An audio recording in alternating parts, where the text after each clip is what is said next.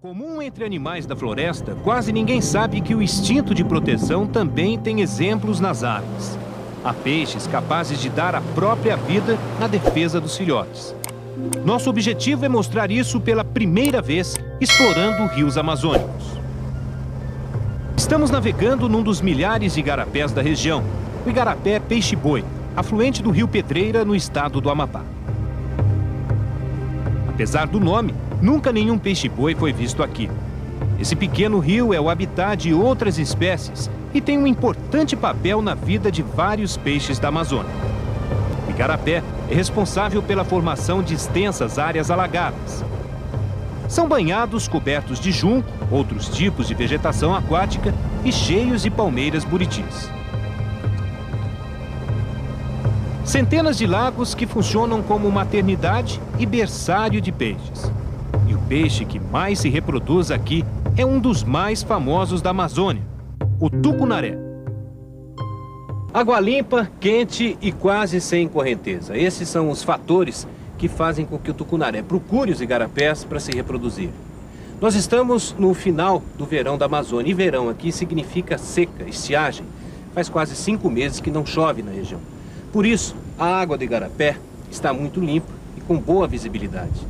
Nós vamos mergulhar no Igarapé Peixe-Boi para tentar filmar pela primeira vez a reprodução do tucunaré e conhecer um pouco mais da vida nos rios da Amazônia.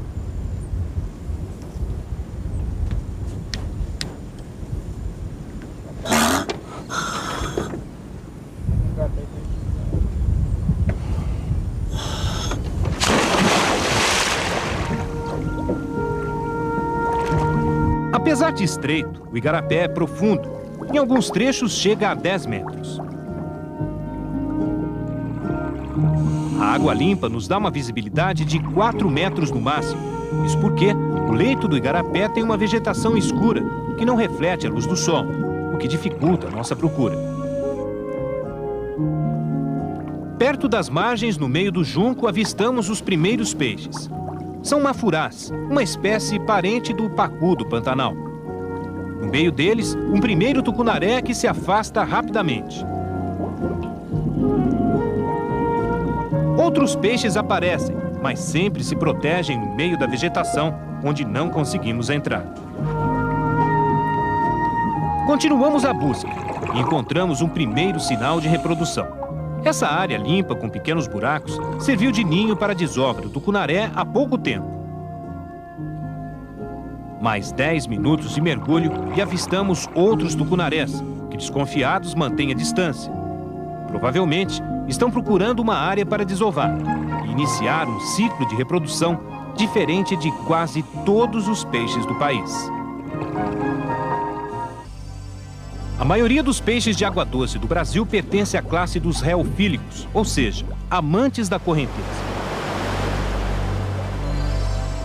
Espécies como o pintado, piraputanga e corimbatá, comuns na Bacia do Prata, são peixes de piracema. Só se reproduzem uma vez por ano e para isso precisam migrar.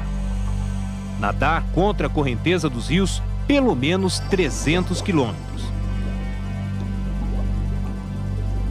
O dourado, conhecido como o rei do rio, é ainda mais exigente. Precisa migrar mais de 400 quilômetros para só depois desovar. Todo esse esforço dos peixes na piracema é preciso para se queimar gordura e estimular a hipófise, uma glândula responsável pela produção de hormônios, entre eles o da reprodução. Nos reofílicos, a missão dos pais para perpetuar a espécie termina com a desova. No caso dos nossos peixes migradores, como corimbatá, pacus, pintados, estes produzem uma grande quantidade de ovos. Entretanto, o aproveitamento é muito baixo, cerca de 0,01%. Ou seja, para cada 1000 ovos, produz cerca de 10 alevinos. Espécies sedentárias, não migradoras, produzem uma quantidade de ovos reduzida, mas a taxa de fecundação e a transformação em peixinho é muito grande, porque esse protege a prole. Já o tucunaré é diferente. Faz parte de um grupo seleto, o dos peixes lênticos, como o próprio nome sugere, de águas lentas, ou seja, desovam em águas paradas. O tucunaré se reproduz de 2 a 3 vezes ao ano e, ao contrário dos peixes de Piracema, não precisa migrar para isso. Tem uma capacidade notável, a de nidificar. É um peixe que constrói ninho, desova, espera o nascimento dos filhotes e por um bom tempo acompanha o crescimento, protegendo os alevinos de predadores. Um comportamento raro. Das mais de 1.600 espécies de peixes catalogadas da bacia amazônica, cerca de apenas 10 fazem isso. E é justamente esse fenômeno, nunca antes gravado em ambiente natural, que nós pretendemos mostrar. Um exercício de paciência, perseverança e, acima de tudo, sorte. Bem cedo caímos na água. Procuramos agora sinais de desova.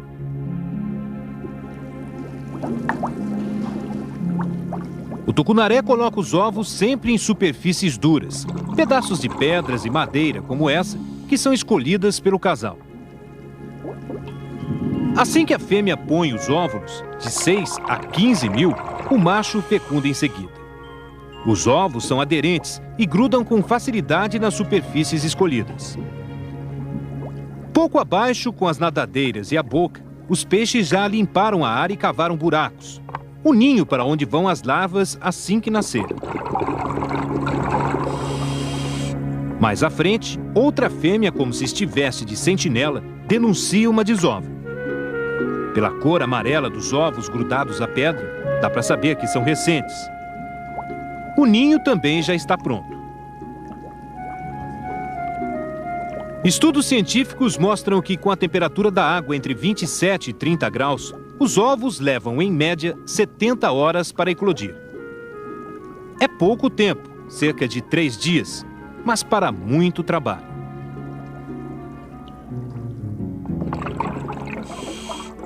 A vigia dos ovos tem que ser constante. Veja essa desova colocada em cima de um tronco de um buriti caído. A fêmea está atenta. Se afasta do ninho só para espantar predadores e volta em seguida.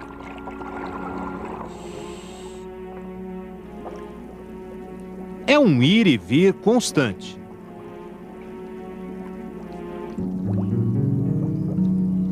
Ela não percebe, mas atrás do tronco está um acará preto, esperando o momento para atacar os ovos. Como um ladrão, ele é sorrateiro. Ataca na primeira oportunidade, mas a fêmea é mais rápida. Conforme as horas passam, os ovos mudam de cor. Primeiro cinza, logo em seguida amarelos. E por último, adquirem a cor das larvas, um cinza quase transparente. Veja esse momento. O primeiro ovo da desova está se rompendo. As larvas não nascem todas de uma vez, porque a desova é feita parceladamente. A taxa de nascimento é uma das mais altas entre os peixes e atinge, em média, 80% dos ovos. Estes outros, brancos, são ovos gorados. Abaixo, uma fêmea não se afasta do ninho. E não faltam motivos para tanta preocupação. O ninho tem milhares deles. Larvas recém-nascidas. Milhares de peixinhos. No ninho, o início da vida vibra.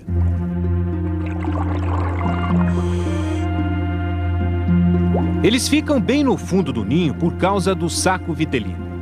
Uma bolsa com uma reserva de nutrientes que cada um deles tem para garantir a alimentação de 3 a 5 dias. Neste período, todos ficam no ninho se movimentando, se exercitando para, em pouco tempo, nadarem em busca de alimento. Está quase na hora do trabalho de proteção dos pais aumentar.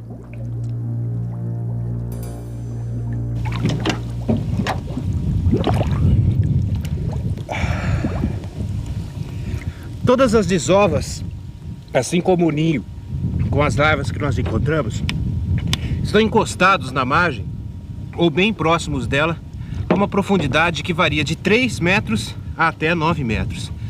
E todos os ninhos ficam sempre próximos à entrada de lagoas marginais como essa aqui. Para a gente acompanhar todo o ciclo de reprodução do tucunaré, nós vamos ter que mergulhar aqui pelo menos uma semana e torcer para que o tempo continue assim, sem chuva e a água bastante limpa.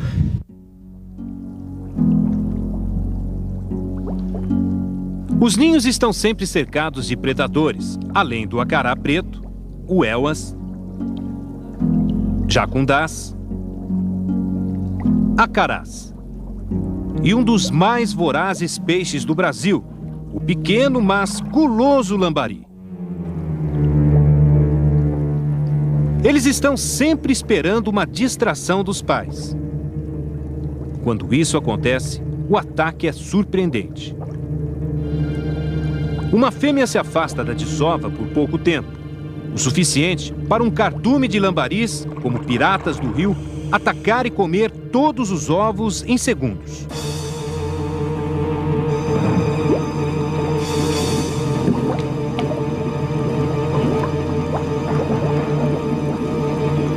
Eles comem tanto que dá até para perceber o aumento do tamanho da barriga de cada um.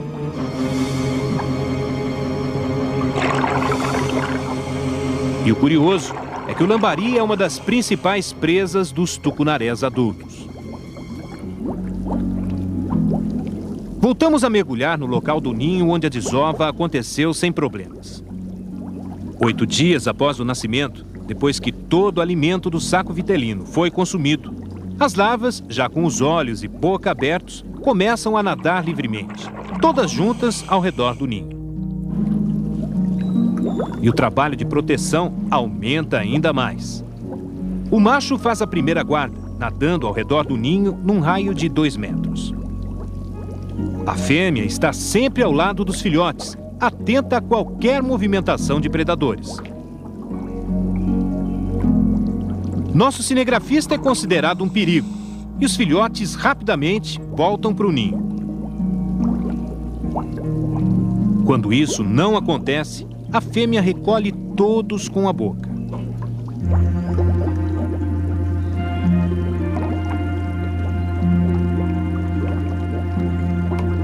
A cada dia que passa, as larvas nadam pouco a pouco mais longe do ninho, sempre vigiadas pelo casal.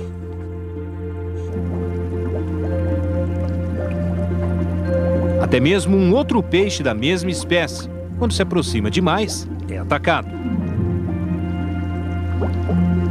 E todo o cuidado dos pais não é exagero. Se o casal se afasta demais, os piratas do rio voltam a atacar. Veja esse flagrante.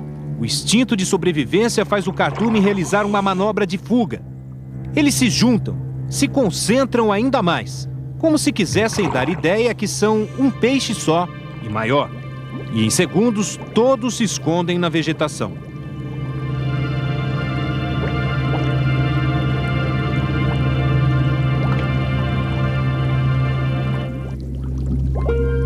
Nosso tempo de mergulho se esgota. O ar dos cilindros acaba na hora em que encontramos um ninho com alevinos já maiores, próximos do momento de abandonar o ninho. Marcamos o local para voltarmos. A saída do ninho é a penúltima fase do ciclo de reprodução e não podemos perder.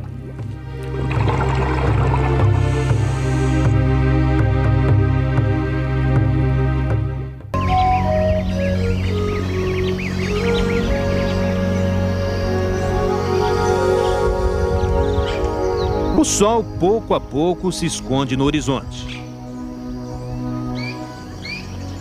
Mais um dia terminando. Está quase na hora dos filhotes de um dos ninhos saírem. A julgar pelo tamanho dos alevinos, o rio já não tem comida suficiente para eles. Nessa região, de 1 a 2 semanas depois do nascimento, os filhotes de tucunaré, acompanhados dos pais, saem do rio e entram nas lagoas marginais. É nesse habitat que eles encontram segurança por causa da vegetação e também muita comida, micro-organismos e pequenos insetos aquáticos. Isso num primeiro momento, porque depois de pouco tempo eles começam a se alimentar de filhotes de outras espécies de peixe, fazendo jus à fama de predador. O material carreado pelo rio, ele é sedimentado nas lagoas e soma aí com essa massa vegetal intensa, E esse material, se decompondo, ele vai fertilizar, ele vai adubar o ambiente e surgindo aí o plâncton, que auxilia o tucunaré nesse primeiro ciclo de vida dele, não só o tucunaré, mas outras espécies de peixes.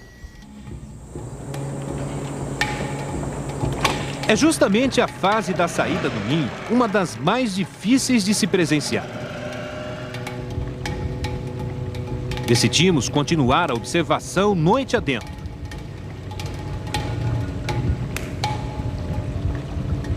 A lua cheia nasce, prometendo uma noite das mais claras. Procuramos acompanhar a rotina do ninho sem entrar na água, com a ajuda de lanternas.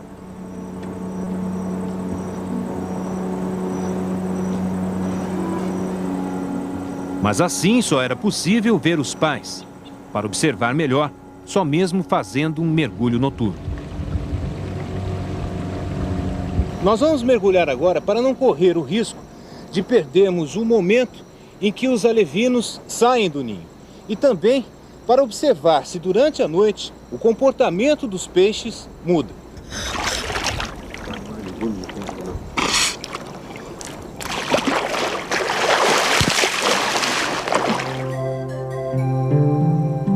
Nosso cinegrafista é o único a mergulhar com cilindro de ar, para evitarmos muito barulho no igarapé. Só conseguimos observar na área que o foco da luz atinge. Assim que encontramos os peixes, uma surpresa. Os tucunarés parecem dormir. Ficam rentes ao fundo, com as nadadeiras imóveis em estado de repouso.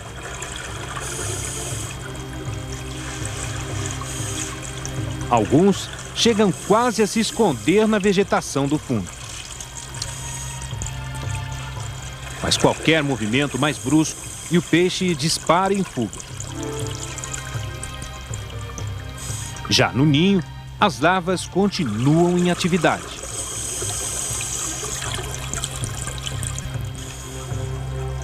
O que os tucunarés não sabem é que ao protegerem as ovas ou os filhotes, se tornam presas fáceis frente ao maior predador da terra.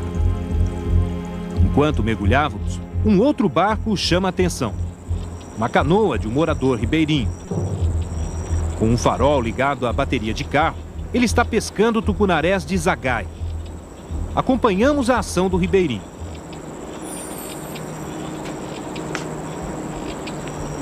Com o farol ele vai faxeando, como eles dizem aqui. Procura o peixe entre a vegetação da lagoa marginal, onde a água é mais rasa. O peixe, assim que é focado, fica atordoado, confuso pela luz e imóvel, se torna um alvo fácil. A zagaia é atirada. O pescador erra, mas o peixe continua parado, sem perceber o perigo. O pescador se aproxima silencioso e lança desta vez com precisão. A zagaia treme, com o peixe se debatendo, numa tentativa de escapar em vão. É uma cena forte, mas para o pescador, essa pesca não é um ato de lazer, e sim uma atividade de sobrevivência. Ele é apenas um entre milhares de ribeirinhos na Amazônia que dependem do peixe para comer. Essa é uma área em que nessa época o peixe está reproduzindo. Você sabia disso? Sei, mas a gente não pega o que está reproduzindo. E você tem certeza que esse aí não estava reproduzindo? Não, peixe solteiro. Como é que você sabe? É porque ele está sozinho. Sozinho? É. O que está reproduzindo sempre ele fica de casal, Deus. E ele não poderia estar aqui na lagoa com filhotinhos? Não, está solteiro. Como é que você sabe disso? É porque a gente conhece o peixe solteiro, é um peixe gordo, não está um peixe magro, ele está sempre sozinho. E antes de você disparar a zagaia, você teve tempo para observar tudo isso? Tem, a gente observa tudinho, porque sempre que a gente vê a fêmea, a gente deixa ela, começa a focalizar, procurar que o macho está por perto. Você procura sempre matar o macho? É, sempre é o macho. Mas o macho não ajuda a proteger os filhotes também? Ajuda. Porque sempre eles andam de dois. E você acha que matando o macho, você não prejudica os filhotes? Não, porque a mãe cria. A mãe cria os alevinos. Se o peixe arpoado tinha filhotes ou não, é uma questão que não dá para responder. A única coisa certa é que matar um tucunaré nesta fase pode significar matar milhares deles. Nosso cinegrafista observa a movimentação de lambaris. Quando se aproxima, registra mais um ataque dos piratas do rio.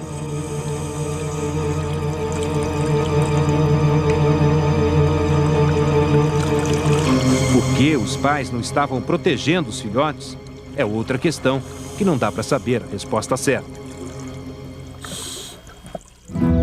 O dia amanhece. No ninho em que aguardamos a saída dos filhotes, estão todos a salvo. A movimentação dos alevinos vai pouco a pouco se intensificando.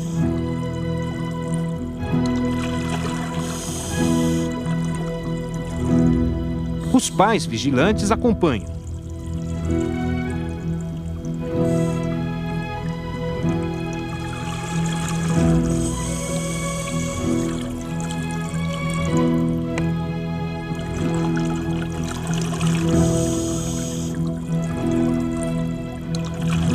Os filhotes começam a fazer evoluções.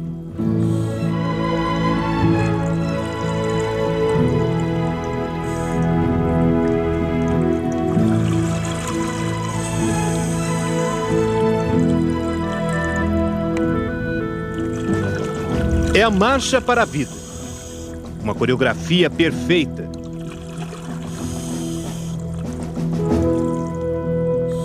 Um balé com um sincronismo impressionante.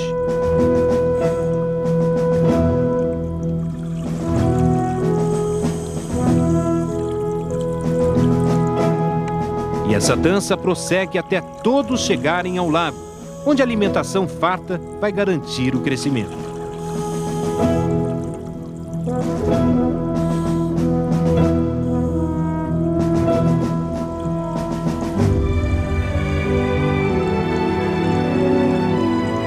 Aqui, todos os alevinos se tornam pequenos peixes.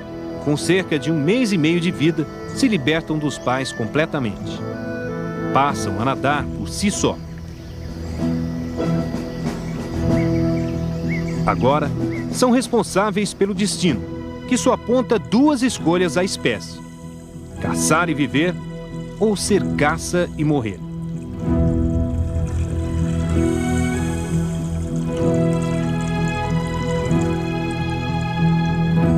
A lei da selva é a mesma dentro d'água.